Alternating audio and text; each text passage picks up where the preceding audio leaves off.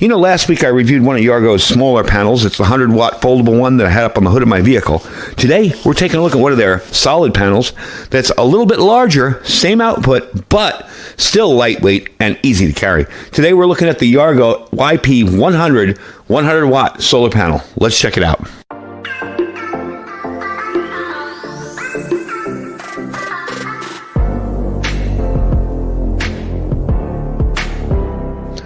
All right, folks, welcome back. So this is a 100-watt panel. To me, when I got this, I'm like, that looks like a 60 or 50 watter. But there's a trick. It's folded up, kind of like an accordion inside. You won't be able to see much here. When we get it outside, you'll be able to see what I'm talking about. But I'm going to show you quickly. You have this little midsection here that folds out. So there are magnets on the back of it. So everything magnetically hangs in place there. But you do have a really nice system there that's a lot more compact than your normal 100-watt panel that might be that much bigger and that much taller. So when you're doing something like car camping or an RV or maybe a tiny home type thing, this is a whole lot more space saving and is a solid panel that can be out for long term. It's got the kickstands on it and everything. So we're going to talk a little bit about the outputs because, again, what Yargo has done is made this so it works with any power station. We're going to open up the insides here and show you quick. And you have all of your connectors on the end there. Okay, you got your Anderson, your 5.3 millimeter, your little one, your MC4 connectors, 3.5 millimeter. Got every connector on the end there, so it can connect to pretty much any power station. If your power station has a proprietary plug, like an XT60 or something a little bit unusual, even though they're more common now, you got this right here. You have these right here. Okay, so I'm not pull it off the wall. So you can plug the MC4 connectors into your power station's prescribed plug. So definitely cool. Another neat feature about this is you got USB-C and USB-A on top here. This opens up. So you can charge your cell phones, devices, tablets, GPS, whatever, right there off the top. Now, the interesting part about this, they say that this is a charge controller. Okay? Not many of these panels have that option. This can be connected directly to a car battery and charge the car battery up, but the charge controller keeps it from being overcharged or undercharged or anything like that. That's kind of interesting. They say it's a built-in charge control box. You can connect the battery directly to any 12-volt battery, cars, ships, RVs without having to carry an additional controller. That is very, very handy. I think that would be something that I would really, really like. I'm working on another project for a radio that I'm going to be setting up out here, an HF radio. And I wanted to put a panel outside to be able to charge the battery, but I don't want to have it out all the time.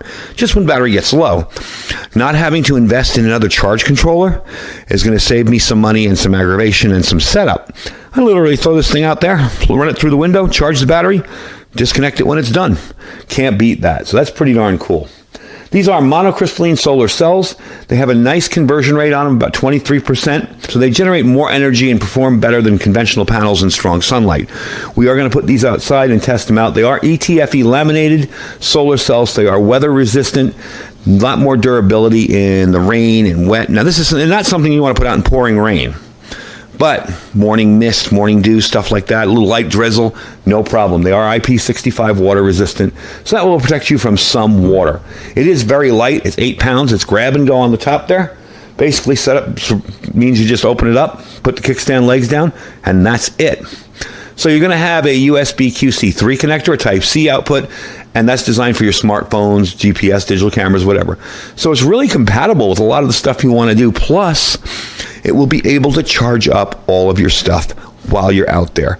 That's what I like. Now, a lot of them have that feature where we plug this into the power station, but a lot of people neglect to show you the other plugs here because they're really kind of an afterthought on some of these. So I don't know if you can see them, but we'll take a look at it when it's outside, set it up a little better. So let's take this thing outside, set it up. I have my EcoFlow smaller power station here, about 95%. Want to top it off, and I will line it up using the EcoFlow tool that I have that lines it up right in the sunlight. We'll see what kind of conversion rate we're getting off this thing. All right, so I just wanted to show you what it looks like set up out there. I gotta say, this thing is very firm. It's not like other solar panels that will kind of bend and tweak around when you put it out. You put this thing down and it just works. You will notice I have over here my little EcoFlow thing here, you'll notice that puts it right dead in the center, which gives me optimum sunlight, so it's in the perfect position. There you go. Let's walk around the back here. And these are stiff too. The legs for it are nice and stiff. You know, the other ones can be kind of wobbly sometimes on other units. This is probably one of the best constructed panels I've used in a while. So, finally got you guys a long enough cord so I don't have to be out here in the sunlight, and you can see what we're doing.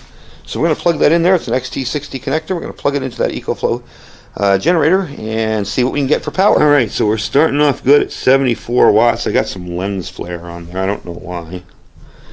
There we go. There's nothing on the lens itself. So 74 watts right off the bat. So we got 14 minutes before this is full. Definitely a good deal. It's right in the light with that little tool, which I'm using right now to prop it up.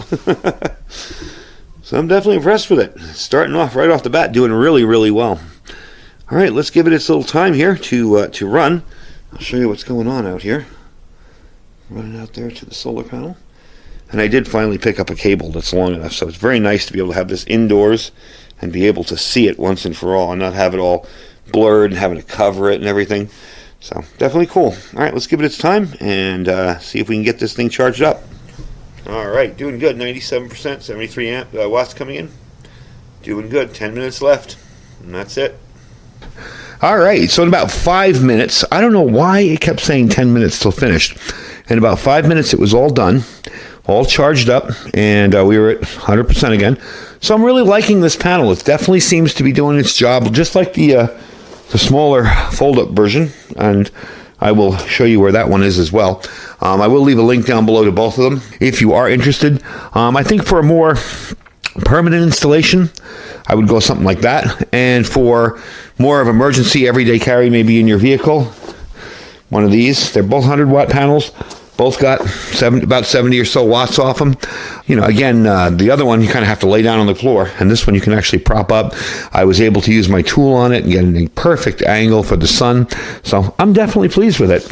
And glad I got this longer cable now for my XTC connections, so I can actually show you the stuff inside instead of having it out there. So the material on the panels on this, monocrystalline silicon, okay? Dimensions folded. 21.4 by 15.1 by 2.1 inches. Unfolded 54.6 by 21.4 by 0.01 inch. Okay, the weight on it, 8.3 pounds. Not that bad, honestly, for a 100-watt panel there. We got a couple that are a little more heavier than that. And your included components will be, of course, the panel, the 1 to 4 charger, and a user guide. The user guide will give you all the information you need on how to set this up if you're new to this. I think definitely if you've got a power station, be it big or small, having a 100-watt panel really makes sense, because that way, especially if you've got pass-through charging, you can charge while you're running your power station and running your devices. If it doesn't have pass-through charging, which is kind of unusual these days, you'll have to charge it up and wait. But for the most part, having a panel to charge it up in the daytime and even run your devices at night, if that's all you can do, is very, very handy. So I'm going to give you the website down below. I also have a 17% off code on this. Code's going to be my first name, George. We weren't too original on it. Just use my first name. The price on it, $168.60. So you're going to save 17% off that. That is not bad for a rigid solar panel, I got to say, plus you're saving money on it as well. The link will be down below for this one and the little portable, the smaller one. I'll stick that down there too. If you guys go back last week sometime in my videos, you'll see the smaller version that I demoed as well. So I definitely think this company's onto something. Be interesting to see where they go with these panels. I love the fact that these feet are rigid, okay? They're not, the other ones sometimes feel like cardboard, and you put them down and they start to bow a little bit, and these things, I'll pull it out for you. You can see that's a solid piece of plastic. That's not going to bend or break on you. And they did hold their spot right where I put them. Even when I went back out, when I was pulling it in, I took the tester and put it there, and sure enough, it was still directly in the perfect sunlight. Again, we weren't out for a long period of time.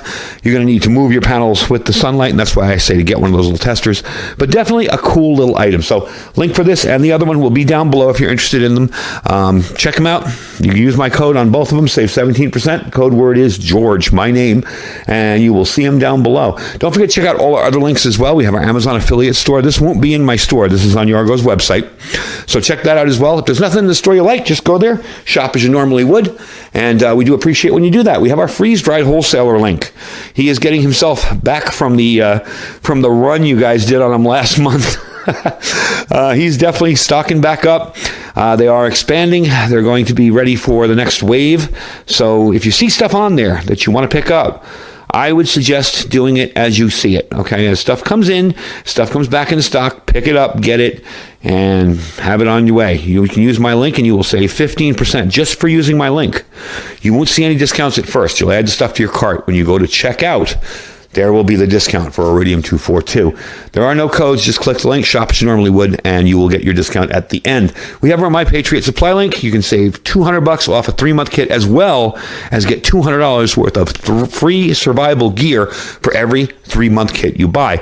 We also have 2 and 4-week kits, so definitely check them out as well. That's preparewithiridium.com, preparewithiridium.com, and our Thrive Life freeze-dried food store. We just did a video on that a couple days ago, so check them out as well. Anyway, folks, thank you for watching. Stay safe and stay prepared.